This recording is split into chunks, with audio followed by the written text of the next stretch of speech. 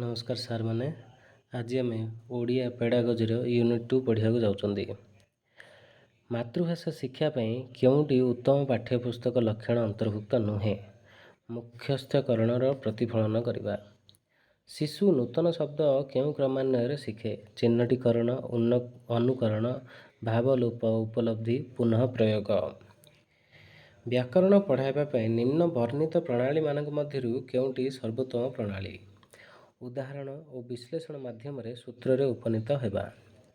Olympic क्रीड़ा विषय में प्रबंधटीए पिलांकु लेखिबाकु कुहागला। निम्नोक्त मध्यरु यह क्यों श्रेणीर अंतर्गत। Option B विवरणीमूलक।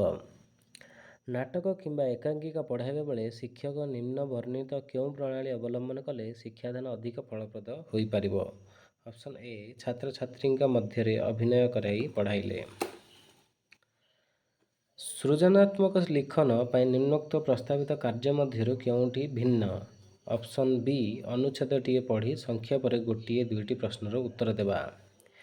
लिखन दक्षता विकास पर निम्नोक्त मध्यरु क्योंटी शिक्षार्थी प्राथमिकता देवा उचित। ऑप्शन डी भावर स्वच्छल प्रकाश और जुक्तिद्वैतता वाक्य वाक्य मध्य समन्वय रक्षा करी लेखिबार शिक्षार्थी को साहाय्य करिथाए।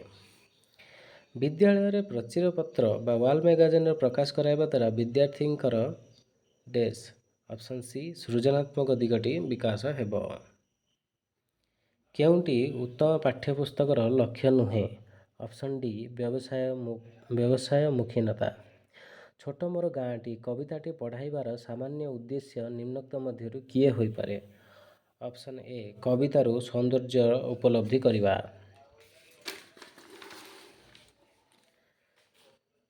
हस्ताक्षर लिखनर उद्देश्य कौन। ऑप्शन बी निर्भुल यथासंभव गोल और सुंदर करी लेखिबा।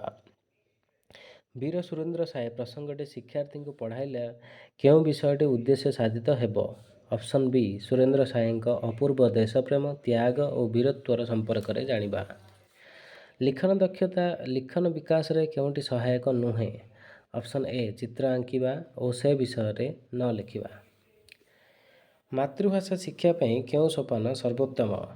ऑप्शन ए श्रवण, कथन, पठन, लिखन। बोध ज्ञान दक्षतार विकास पई क्यों कार्य अधिक आवश्यक। ऑप्शन डी पठन। क्योंटी व्याकरण शिक्षार प्रधान उद्देश्य। ऑप्शन डी भाषा को श्रृंखलित और मार्जित करवा। देखी नाही केते दिन खंडगिरी कविताटी पढ़ाइबा बेले क्यों विशेष उद्देश्य साधित होता है। ऑप्शन सी खंडगिरी इतिहास जानिबा सह अतीत गौरव विषय जानिबा। क्योंटी उत्तम हस्ताक्षर लिखनर परिपंथी। ऑप्शन सी शब्द मध्य व्यवधान न रखिबा। मौखिक आधार धारे क्योंटी शिक्षार्थीर सहायक हुए नहीं। ऑप्शन बी लिखन दक्षतार अभिवृद्धि। अष्टम श्रेणी जल शिक्षा शीर्षक कविताटी शिक्षक श्रेणीगृह पढ़ाई सारी जल संसार रे किपरि पूरी रही सुना हीरा प्रभृति क्योंठी जात होइछंती आदि प्रश्न पचारे यही प्रश्न गुड़िक शिक्षार्थी ठीक उत्तर दे पारला। यह शिक्षादान क्यों लक्ष्य पूरण करुछि। Option B बोधात्मक। प्राथमिक स्तर में मातृभाषा लिखन दक्षता पाई क्यों क्रमटी उपयुक्त। ऑप्शन ए दृष्ट लिखन। क्यों पठन द्वारा प्रसंग निहित भावधारा बुझापी विद्यार्थी माने समर्थ हुअन्ति। ऑप्शन बी नीरव पठन। निम्नोक्त मध्यरु क्योंटी बहुभाषी शिक्षार्थी निकट देखा जाए नहीं। ऑप्शन डी प्रश्नर उत्तर भल भाव लिखिपारिबा। निम्नोक्त मध्यरु क्योंटी भाषा शिक्षा सहायक कार्यक्रम अंतर्भुक्त नुहे। ऑप्शन डी पाठ योजना। क्यों क्रमान्वय भित्तिक पठन पद्धति शिशुमानक पई उपयुक्त। ऑप्शन बी छवि पठन, अक्षर पठन, वाक्य पठन, अनुच्छेद पठन, प्रसंग पठन, बहिर्पठन। क्यों वर्णाशुद्धि निराकरण पई उपयुक्त नुहे। ऑप्शन सी नीरव पठन। पाठचक्र काहाकु कुहाजाए। ऑप्शन डी जड़े किंबा एकाधिक विशेषज्ञ एक छोट दलभुक्त शिक्षार्थी को एक निर्दिष्ट विषय दलगत आलोचना एवं शिक्षार्थी मानक प्रश्नर स्पष्टीकरण देवा। क्यों पद्धति द्वारा प्रसंग निहित भाव में बुझापी विद्यार्थी माने समय हुअन्ति। ऑप्शन ए नीरव पठन। व्याकरण पढ़ाइबा निम्नलिखित प्रणाली मध्यरु क्योंटी सर्वोत्तम। ଅପସନ୍ ଡି ଉଦାହରଣ ଓ ବିଶ୍ଳେଷଣ ମାଧ୍ୟମରେ ସୂତ୍ରରେ ଉପନୀତ ହେବା। ପାଠ୍ୟପୁସ୍ତକରେ ବିଭିନ୍ନ ପାଠ ଶେଷରେ ସମାଧାନ ସୂଚକ ନିର୍ଦ୍ଦେଶିକା ଥାଏ, ଯଥା ଲେଖ, ପଢ଼, ଛବି ଦେଖି ଖାଲି ସ୍ଥାନ ପୂରଣ କର ଇତ୍ୟାଦି। ଅକ୍ଷର ବା ବର୍ଣ୍ଣମାଳା ଶିକ୍ଷା କରିବା ନିମନ୍ତେ କେଉଁ ପନ୍ଥାଟି ସର୍ବୋତ୍ତମ? ଅପସନ୍ ଏ ଛବି ଦେଖିବେ, ଶବ୍ଦ ପରିଚିତ ହେବେ, ପଢ଼ିବେ, ଲେଖିବେ। ଉଚ୍ଚ ପଠନରେ କେଉଁଟି ଅନ୍ତରାୟ? ଅପସନ୍ ଡି ମାନସିକ ଏକାଗ୍ରତା। ବ୍ୟାକରଣ ଶିକ୍ଷାଦାନ ନିମନ୍ତେ କେଉଁ ପ୍ରଣାଳୀଟି ସର୍ବୋତ୍ତମ ଅଟେ? ଅପସନ୍ ସି ଉଦାହରଣ ଓ ବିଶ୍ଳେଷଣ ମାଧ୍ୟମରେ ସୂତ୍ରରେ ଉପନୀତ ହେବେ। କେଉଁଟି ବ୍ୟବହାରିକ ବ୍ୟାକରଣର ଲକ୍ଷଣ? ଅପସନ୍ ଏ ପ୍ରୟୋଗାତ୍ମକ। ପାଠ୍ୟ ବିଷୟବସ୍ତୁ ବୁଝିବା ନିମନ୍ତେ କେଉଁଟି ସହାୟକ? ଅପସନ୍ ବି ନୀରବ ପଠନ। ନିମ୍ନୋକ୍ତ କେଉଁଟି ଶିଶୁ ମନରେ ଶିକ୍ଷା ଗ୍ରହଣ ପାଇଁ ଆଗ୍ରହ ସୃଷ୍ଟି କରେ ନାହିଁ? ଅପସନ୍ ଏ ଶିକ୍ଷକ କୈନ୍ଦ୍ରିକ ପନ୍ଥା। ବିଦ୍ୟାଳୟରେ ପ୍ରାଚୀରପତ୍ର ପ୍ରଦର୍ଶନ ଦ୍ୱାରା କି ପ୍ରକାର ସାଧିତ ହୋଇନଥାଏ? ଅପସନ୍ ଡି ପିଲାମାନଙ୍କର ଉପସ୍ଥାନ ବୃଦ୍ଧି। ଉଚ୍ଚ ପ୍ରାଥମିକ ସ୍ତରରେ ପାଠ୍ୟପୁସ୍ତକ ନିର୍ବାଚନ କ୍ଷେତ୍ରରେ କେଉଁ ବିଷୟ ପ୍ରତି ପ୍ରାଧାନ୍ୟ ଦେବା ଉଚିତ ନୁହେଁ? ଅପସନ୍ ଏ ପ୍ରତିକୂଳ ବିଷୟବସ୍ତୁ ଚୟନ। ପାଠ ଯୋଜନାର ମୁଖ୍ୟ ଲକ୍ଷ୍ୟଟି କ'ଣ? ଅପସନ୍ ସି ପ୍ରସଙ୍ଗରେ ଉପସ୍ଥାପନ, ଗଠନମୂଳକ ମୂଲ୍ୟାୟନ ଓ ଲବ୍ଧ ଜ୍ଞାନ ପରୀକ୍ଷା। ଗ୍ରାମରେ ଏକ ନଳକୂପ ସ୍ଥାପନ ନିମନ୍ତେ ବିଡ଼ିଓଙ୍କୁ ଏକ ଦରଖାସ୍ତ ଲେଖ। ଏହା କେଉଁ ପ୍ରକାର ପତ୍ରର ଅନ୍ତର୍ଗତ? ଔପଚାରିକ। କେଉଁଟି ଶିକ୍ଷାଦାନ ଶିକ୍ଷଣ ପ୍ରକ୍ରିୟାର କେନ୍ଦ୍ରବିନ୍ଦୁ? ଅପସନ୍ ସି ବିଦ୍ୟାର୍ଥୀ। କେଉଁଟି ସ୍ୱଶିକ୍ଷଣ ପରିପନ୍ଥୀ? ଅପସନ୍ ଏ ଶିକ୍ଷକଙ୍କ ସହାୟତାରେ ପାଠକୁ ବୁଝିବା। କେଉଁ ଗଦ୍ୟ ଶିକ୍ଷାଦାନର ଉଦ୍ଦେଶ୍ୟ ନୁହେଁ? ଅପସନ୍ ସି ଚିନ୍ତାଶକ୍ତି ଓ ଯୁକ୍ତିଶକ୍ତିର ଅଭିବୃଦ୍ଧି ନ ଘଟିବା। କେଉଁଟି ଉତ୍ତମ ପତ୍ରର ଲକ୍ଷଣ ନୁହେଁ? ଅପସନ୍ ସି ଯେକୌଣସି ଶୈଳୀ ପ୍ରୟୋଗ କରିବା। କେଉଁ ସୃଜନାତ୍ମକ ଲିଖନର ଅନ୍ତର୍ଭୁକ୍ତ ନୁହେଁ? ଅପସନ୍ ଡି ମୁଖସ୍ଥ କରିଥିବା କବିତାଟିଏ ଲେଖିବା। କେଉଁଟି ବର୍ଣ୍ଣାଶୁଦ୍ଧି ନିରାକରଣର ଉପାୟ ନୁହେଁ? ଅପସନ୍ ଏ ଉଚ୍ଚ ପଠନ। ବ୍ୟାପକ ପଠନର ଲକ୍ଷ୍ୟ କ'ଣ? ଅପସନ୍ ସି ଆନନ୍ଦ ପ୍ରାପ୍ତି। କେଉଁଟି ବ୍ୟାକରଣ ଶିକ୍ଷାଦାନର ଉଦ୍ଦେଶ୍ୟ ନୁହେଁ? ଅପସନ୍ ବି କଳ୍ପନା ଓ ଚିନ୍ତାଶକ୍ତିର ବିକାଶ ସାଧନ କରିପାରିବ। ଅତିରିକ୍ତ ସାହିତ୍ୟ ଶିକ୍ଷାଦାନ ବେଳେ କାହା ଉପରେ ଗୁରୁତ୍ୱ ଦେବା ଉଚିତ? ଅପସନ୍ ଡି ମୁଖ୍ୟ ଭାବଧାରାର ଉପସ୍ଥାପନା। କେଉଁ ପଦ୍ଧତିଟି ପଠନ ଶିକ୍ଷାଦାନ ପାଇଁ ଉପଯୁକ୍ତ ବିବେଚନା ହୁଏ ନାହିଁ? ଅପସନ୍ ଏ ବର୍ଣ୍ଣାନୁକ୍ରମିକ ପଦ୍ଧତି। ଭାଷା ଶିକ୍ଷଣ ପାଇଁ କେତୋଟି ଦକ୍ଷତା ରହିଛି? ଅପସନ୍ ଡି 9ଟି। ଭାଷା ଶିକ୍ଷଣ ପାଇଁ ଯେଉଁ ଦକ୍ଷତା ଗୁଡ଼ିକ ରହିଛି ସେମାନଙ୍କ ମଧ୍ୟରୁ ମୌଳିକ ଦକ୍ଷତା କେତୋଟି? ଅପସନ୍ ଏ 4ଟି। ଭାଷା ଶିକ୍ଷଣ ପାଇଁ ଦକ୍ଷତା ଗୁଡ଼ିକର କ୍ରମିକତା କେଉଁଟି? ଅପସନ୍ ସି ଶୁଣିବା, କହିବା, ପଢ଼ିବା ଓ ଲେଖିବା। କେଉଁ ଦକ୍ଷତା ଦୁଇଟିର ମାଧ୍ୟମରେ ଭାଷା ଶିକ୍ଷଣର ଅନ୍ୟ 5ଟି ଦକ୍ଷତା ହାସଲ କରିବାକୁ ହୁଏ? ଅପସନ୍ ସି ପଠନ ଓ ଲିଖନ। ଶୁଦ୍ଧ ଭାଷା ଓ ଉନ୍ନତ ଶୈଳୀର ଶିକ୍ଷା ନିମନ୍ତେ କେଉଁ ଦକ୍ଷତା ଆବଶ୍ୟକ? ଅପସନ୍ ଏ ପଠନ। ବୌଦ୍ଧ ଶକ୍ତିର ବିକାଶ ଓ ଜ୍ଞାନ ଲାଭର ଅଭିବୃଦ୍ଧି ପାଇଁ ଯେଉଁ ପଠନ କରାଯାଏ ତାହାକୁ କ'ଣ କୁହାଯାଏ? ଅପସନ୍ ସି ତାତ୍ତ୍ୱିକ ପଠନ। ଶିଶୁ ନିଜର ରୁଚି ଅନୁଯାୟୀ ଅଧିକ ଜାଣିବା ପାଇଁ ଯେଉଁ ପଠନ କରେ ତାହାକୁ କ'ଣ କୁହାଯାଏ? ଅପସନ୍ ସି ବ୍ୟାପକ ପଠନ। ଶ୍ରେଣୀର ପାଠ୍ୟପୁସ୍ତକ ପଠନ ଓ କେଉଁ ପଠନର ଅନ୍ତର୍ଭୁକ୍ତ? ଅପସନ୍ ବି ତାତ୍ତ୍ୱିକ ପଠନ। ବ୍ୟାପକ ପଠନ ପାଇଁ କେଉଁଟି ଅନୁକୂଳ ବ୍ୟବସ୍ଥା ନୁହେଁ? ଅପସନ୍ ସି ଶିକ୍ଷକଙ୍କ ଧୈର୍ଯ୍ୟ। ତାତ୍ତ୍ୱିକ ପଠନ ପାଇଁ କେଉଁଟି ଅନୁକୂଳ ଅବସ୍ଥା ନୁହେଁ? ଅପସନ୍ ଡି ଅଭିଭାବକଙ୍କ ସଦିଚ୍ଛା। ସାହିତ୍ୟର ସମସ୍ତ ବିଭାଗକୁ ଜଣେ ଶିକ୍ଷକ ନ ପଢ଼ାଇଲେ କି ଅସୁବିଧା ହୁଏ? ଅପସନ୍ ଏ ସାମଗ୍ରିକ ଦାୟିତ୍ୱ ନ୍ୟସ୍ତ କରିହୁଏ ନାହିଁ। କେଉଁଟି ଗଦ୍ୟ ଶିକ୍ଷାର ସାଧାରଣ ଉଦ୍ଦେଶ୍ୟ ନୁହେଁ? ଅପସନ୍ ସି ରସ ଉପଲବ୍ଧି। ଶିକ୍ଷକଙ୍କ ଆଦର୍ଶ ପଠନ ଶିକ୍ଷାର୍ଥୀଙ୍କର କି ଉପକାର କରେ? ଅପସନ୍ ଏ ଶିକ୍ଷକଙ୍କ ଆଦର୍ଶ ପଠନକୁ ଶିକ୍ଷାର୍ଥୀ ଅନୁକରଣ କରନ୍ତି। ଗଦ୍ୟରେ ନୀରବ ପଠନ କାହିଁକି ଦରକାର ହୋଇଥାଏ? ଅପସନ୍ ବି ନୀରବ ପଠନ ଯୋଗୁଁ ଅଳ୍ପ ସମୟରେ ପିଲା ବିଷୟବସ୍ତୁ ବୁଝିପାରେ। ମୂଲ୍ୟାୟନ ସୋପାନରେ କ'ଣ ମୂଲ୍ୟାୟନ କରାଯାଏ? ଅପସନ୍ ସି ଶିକ୍ଷାର୍ଥୀର ଶିକ୍ଷଣ ଉପଲବ୍ଧି। ପାଠ୍ୟ ଶିକ୍ଷାଦାନ ଗଦ୍ୟ ଶିକ୍ଷାଦାନ ଠାରୁ କେଉଁଥିରୁ ଭିନ୍ନ? ଅପସନ୍ ବି ଭାବ ଉନ୍ମୋଚନ। ପଦ୍ୟ ଶିକ୍ଷାଦାନର ମୂଲ୍ୟାୟନ ପୂର୍ବ ରସାନୁସାରୀଣ ଆବୃତ୍ତି ଉପରେ କାହିଁକି ଗୁରୁତ୍ୱ ଦିଆଯାଏ? ଅପସନ୍ ଏ ଆବୃତ୍ତି ଦ୍ୱାରା ଶିକ୍ଷାର୍ଥୀ କବିତାର ରସ ଓ ଭାବକୁ ଗ୍ରହଣ କରିପାରିବ। ଅତିରିକ୍ତ ଶିକ୍ଷାଦାନରେ ଶବ୍ଦାର୍ଥୀକରଣ ଆବଶ୍ୟକତା ହୁଏ ନାହିଁ କାହିଁକି?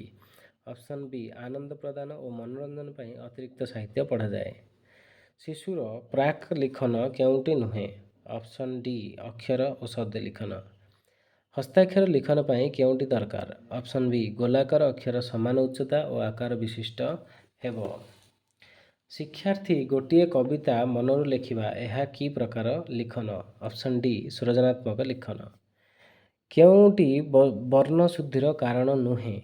ଅପସନ୍ ଡି ସୁନ୍ଦର ଅକ୍ଷର ଲେଖିବା। ସୂତ୍ରରୁ ଉଦାହରଣକୁ ଆସିବା ବ୍ୟାକରଣ ଶିକ୍ଷାଦାନର କି ପ୍ରଣାଳୀ? ଅବରୋହ ପ୍ରଣାଳୀ। ସମନ୍ୱିତ ପାଠ୍ୟପୁସ୍ତକ କ'ଣ? ଅପସନ୍ ସି ଏକାଧିକ ବିଷୟ ସୁସଜ୍ଜିତ କରି ମନଛୁଆଁ ଢଙ୍ଗରେ ଗୋଟିଏ ପୁସ୍ତକରେ ସନ୍ନିବେଶିତ କରିବା। ଆମ ଓଡ଼ିଶାରେ କେଉଁ ଶ୍ରେଣୀରେ ପୁସ୍ତକ ସମନ୍ୱିତ ପାଠ୍ୟପୁସ୍ତକ? ଅପସନ୍ ସି ପ୍ରଥମ ଓ ଦ୍ୱିତୀୟ ଉଭୟର।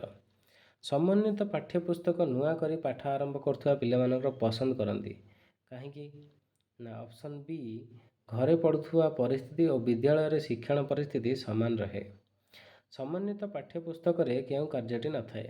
ଅପସନ୍ ଡି ମୁଖସ୍ଥୀକରଣ କାର୍ଯ୍ୟକ୍ରମ। ବହୁଭାଷୀ ଶିକ୍ଷାଦାନ କାହାକୁ କୁହାଯାଏ? ଅପସନ୍ ସି ବିଭିନ୍ନ ଭାଷାରେ ପିଲା ଥିଲେ ସେମାନଙ୍କ ଘର ଭାଷାରେ ଶିକ୍ଷାଦାନ।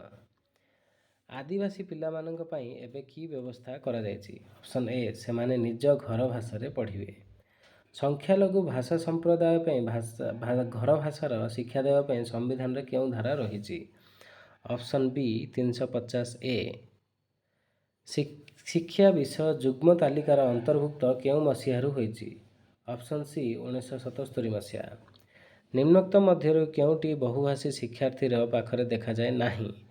ଅପସନ୍ ଏ କମ୍ କଥନ ଦକ୍ଷତା। ପଠନ କାହିଁକି ଅପରିହାର୍ଯ୍ୟ? ଅପସନ୍ ବି ଶୁଦ୍ଧ ଭାଷା ଓ ଉନ୍ନତ ଶୈଳୀ ଶିକ୍ଷା ନିମିତ୍ତ।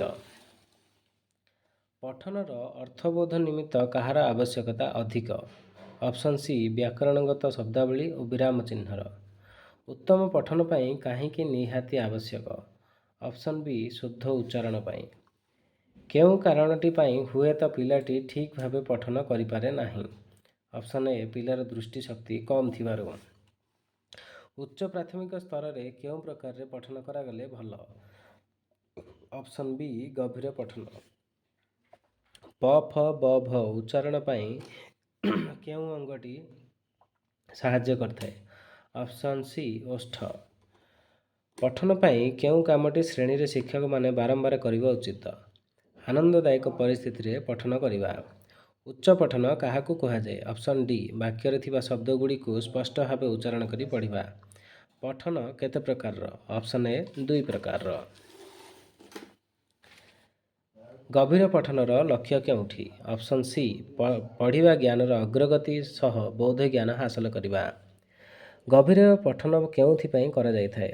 ଅପସନ୍ ବି ଜ୍ଞାନର ଅଭିବୃଦ୍ଧି କରିବା ପାଇଁ। ବ୍ୟାପକ ପଠନର ଉଦାହରଣ କେଉଁଠି?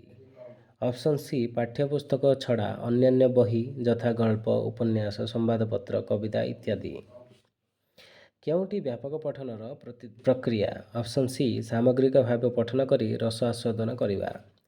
ଶବ୍ଦ ମାଧ୍ୟମରେ ପଠନ କାହାକୁ କୁହାଯାଏ? ବିଭିନ୍ନ ପରିଚିତ ଶବ୍ଦଗୁଡ଼ିକୁ କାର୍ଡ଼ରେ ଲେଖି ପିଲାମାନଙ୍କୁ ପଢ଼ିବାକୁ ଦିଆଯିବ। ନୀରବ ପଠନ ଭାଷା ଜ୍ଞାନ ବୃଦ୍ଧି ପାଇଁ କାହିଁକି ଆବଶ୍ୟକ? ଅପସନ୍ ବି କମ୍ ସମୟ ମଧ୍ୟରେ ଅର୍ଥବୋଧ ହୋଇଥାଏ। କେଉଁ ପଠନ ପନ୍ଥାଟି ଆନନ୍ଦଦାୟକ ପଠନ ନୁହେଁ? ଅକ୍ଷର ଉପରେ ଗୁରୁତ୍ୱ ଦେଇ ପଠନ। ବ୍ୟାପକ ପଠନର ବିକାଶ ପାଇଁ ଶିକ୍ଷକ କେଉଁ କାମଟି କରିବେ? ଅପସନ୍ ଡି ପିଲାଙ୍କ ରୁଚି ଉପରେ ଗୁରୁତ୍ୱ ଦେଇ ପିଲାଙ୍କୁ ଅନ୍ୟାନ୍ୟ ବହି ଲେଖିବା ଓ ପଢ଼ିବା ପାଇଁ କହିବେ।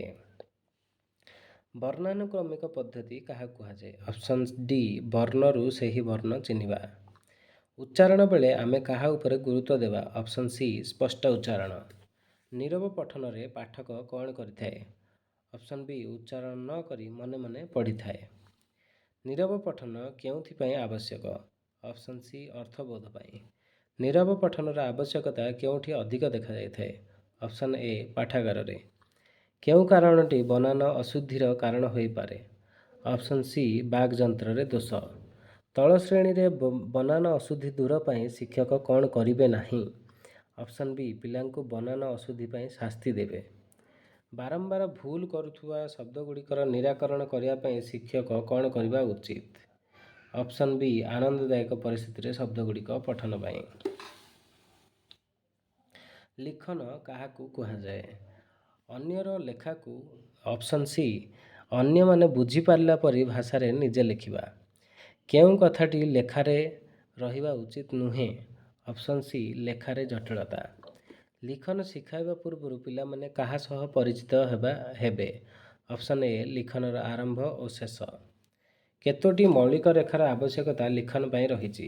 Option C 9ଟି। ଓଡ଼ିଆ ଲିପି ଦେଖିବାକୁ କିପରି? ଅପସନ୍ ବି ବର୍ତ୍ତୁଳାକାର ପରି। ଲିଖନ ଶିଖାଇବା ପୂର୍ବରୁ କ'ଣ ଶିଖାଇବା ନିହାତି ଜରୁରୀ? ଅପସନ୍ ଡି ପ୍ରାକ୍ ଲିଖନ। ଅତିରିକ୍ତ ସାହିତ୍ୟର ଉଦ୍ଦେଶ୍ୟ କେଉଁଟି? ଅପସନ୍ ବି ଅଳ୍ପ ସମୟ ମଧ୍ୟରେ ସାର କଥା ବୁଝିବା। ଅତିରିକ୍ତ ସାହିତ୍ୟ ପାଇଁ ଯେଉଁ ପ୍ରକାର ପଦ୍ଧତି ଗ୍ରହଣ କରାଯାଇଥାଏ ତାହା କ'ଣ? ଅପସନ୍ ସି ଗଦ୍ୟ ସାହିତ୍ୟର ବ୍ୟବହାର କରାଯାଉଥିବା ପଦ୍ଧତି। ଅତିରିକ୍ତ ପଠନ ପାଇଁ କେଉଁ ପଠନଟି ଶ୍ରେୟସ୍କର? ଅପସନ୍ ବି ନୀରବ ପଠନ। ଅତିରିକ୍ତ ପଠନ ବେଳେ ଶିକ୍ଷକ କ'ଣ କରିବା ନାହିଁ? ଅପସନ୍ ଡି କଠିନ ଶବ୍ଦ ଅନୁଶୀଳନ କରିବା। କେଉଁଟି ପ୍ରାକ୍ ଲିଖନର ବିକାଶ ପାଇଁ କାର୍ଯ୍ୟ? ଅପସନ୍ ଡି ଫୁଲ ବା ପତ୍ରକୁ ଗୋଟିଏ ଧାଡ଼ିରେ ସଜାଇବା। ଭାବ ପ୍ରକାଶ ପାଇଁ କେଉଁଟି ଏକ ସ୍ୱାଭାବିକ ମାଧ୍ୟମ? ଅପସନ୍ ସି ଗଦ୍ୟ। କେଉଁଟି ଗଦ୍ୟ ସାହିତ୍ୟର ଉଦ୍ଦେଶ୍ୟ ନୁହେଁ? ଅପସନ୍ ଡି ସମବୋଧକ ଭାବରେ ଅଭିବୃଦ୍ଧି। ଗଦ୍ୟ ସାହିତ୍ୟ ଶିକ୍ଷାଦାନ ବେଳେ ଉପସ୍ଥାପନା ପାଇଁ କେତେ ସମୟ ଦିଆଯିବ? Option D 30 minute. ଗଦ୍ୟ ଶିକ୍ଷାଦାନ ପାଇଁ ପ୍ରଥମ ସୋପାନଟି କ'ଣ? ଅପସନ୍ ସି ଉପକ୍ରମ। TLMର ପୁରା ନାମ କ'ଣ? Teaching learning material. ପ୍ରୟୋଗ ସୋପାନର ଉଦ୍ଦେଶ୍ୟ କ'ଣ? ଅପସନ୍ ଡି କେତେଦୂର ପିଲାମାନେ ପାଠ ବୁଝିଲେ ତାହା ଜାଣିବା। ଆମର କବିତା ସାହିତ୍ୟରେ କେତୋଟି ରସ ଅଛି? ଅପସନ୍ ଡି 9ଟି। କେଉଁଟି କବିତା ପାଠର ଉଦ୍ଦେଶ୍ୟ? ଅପସନ୍ ଡି ପାଠରୁ ଆନନ୍ଦ ଉପଲବ୍ଧି କରିବା। କବିତାରେ ଥିବା କେଉଁ ସୋପାନଟି ଅତି ଗୁରୁତ୍ୱପୂର୍ଣ୍ଣ? ଅପସନ୍ ସି ଭାବ ଉଦ୍ବୋଧକ ଭାବ ଉନ୍ମୋଚନ। ଉଚ୍ଚ ପ୍ରାଥମିକ ସ୍ତରରେ ଲିଖନର ଉପଯୁକ୍ତ ବିକାଶ ହେଲା ବୋଲି କିପରି ଜାଣିବେ? ଅପସନ୍ ଡି ଯେତେବେଳେ ପିଲା ନିଜ ମନକୁ ରଚନା ବା ଅନୁଚ୍ଛେଦ କରିପାରିବେ। ରଚନା କେତେ ପ୍ରକାର? ଅପସନ୍ ଏ 2 ପ୍ରକାରର। ମୁକ୍ତ ରଚନା କାହାକୁ କୁହାଯାଏ? ଅପସନ୍ ଏ ଯେଉଁ ଲେଖା ସ୍ୱାଭାବିକ ଓ ଏଥିପାଇଁ କୌଣସି ସୂଚନା ନଥାଏ। ସୃଜନାତ୍ମକ ଲିଖନ କ'ଣ? ଅପସନ୍ ଡି ଗୋଟିଏ ନୂଆ ଚିନ୍ତା ଓ କଳ୍ପନାକୁ ନେଇ ଲେଖିବା। ତାତ୍ତ୍ୱିକ ବ୍ୟାକରଣ କେଉଁ ଶ୍ରେଣୀ ପାଇଁ ପିଲାଙ୍କ ପାଇଁ? ଅପସନ୍ ବି ଏକ ସାଧାରଣତଃ ଉପର ଶ୍ରେଣୀ ପାଇଁ ଉଦ୍ଦିଷ୍ଟ। ବ୍ୟବହାରିକ ବ୍ୟାକରଣ କ'ଣ? ଅପସନ୍ ବି ଏହା ପ୍ରୟୋଗାତ୍ମକ। ବ୍ୟାକରଣ ଶିକ୍ଷାରେ ପାଠ୍ୟପୁସ୍ତକ ପ୍ରଣାଳୀ କହିଲେ ଆମେ କ'ଣ ବୁଝୁ? ଅପସନ୍ ଡି ଶିକ୍ଷକ ବହି ଧରି ପଢ଼ିବେ ଓ ସୂତ୍ର ବୁଝି ନ ପାରିଲେ ସୂତ୍ରକୁ ବୁଝାଇ ଦେବେ। କେଉଁ କାରଣ ପାଇଁ ପିଲାଙ୍କ ଭିତରେ ଭିନ୍ନତା ଦେଖାଦିଏ? ଅପସନ୍ ସି ଅଲଗା ଅଲଗା ପରିବେଶରୁ ଆସୁଥିବାରୁ। କେଉଁ ଯୁକ୍ତିଟି ଶିକ୍ଷଣ ପାଇଁ ଠିକ୍? ଅପସନ୍ ସି ପିଲାଙ୍କ ଭିତରେ ଥିବା ଭିନ୍ନତା ତାଙ୍କର ସାମର୍ଥ୍ୟ। MLEର ପୁରା ନାମ କ'ଣ? Option B multilingual education. ବର୍ତ୍ତମାନ ଆମର ୟୁନିଟ୍ 2ର ସବୁ MCQ ସରିଲା। ପରବର୍ତ୍ତୀ ସମୟ ଆମେ ୟୁନିଟ୍ 3ର ସବୁ MCQ ଦେଖିବା। ସେ ପର୍ଯ୍ୟନ୍ତ ଚ୍ୟାନେଲକୁ ଲାଇକ୍ କରନ୍ତୁ, ସେୟାର କରନ୍ତୁ ଆଉ ସବସ୍କ୍ରାଇବ୍ କରନ୍ତୁ। ଧନ୍ୟବାଦ।